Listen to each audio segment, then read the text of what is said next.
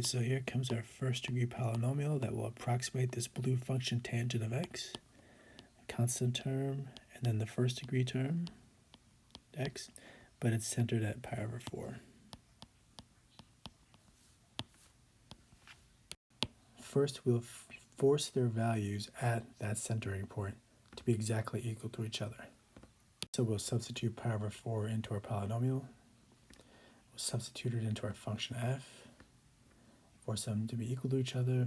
Notice that we have 0 here, so we know that our constant term is tangent of pi over 4, which is 1. Okay, now we need to find a sub 1. So now we're going to force the slopes to be exactly equal to each other, again, at the centered point, when x is pi over 4. So when we substitute pi over 4 into this function, we just get the constant a sub 1, and that will equal the slope of our function f when x is pi over 4.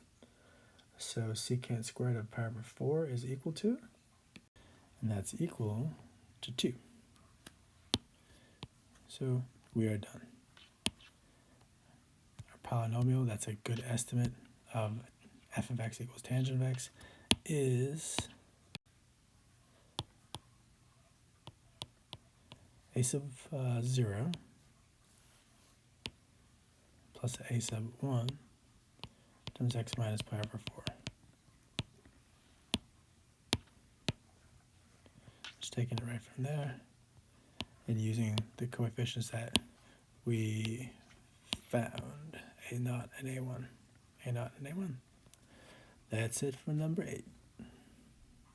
And here's the graph of our function tangent of x and of our polynomial, which estimates tangent of x near x equals pi over 4.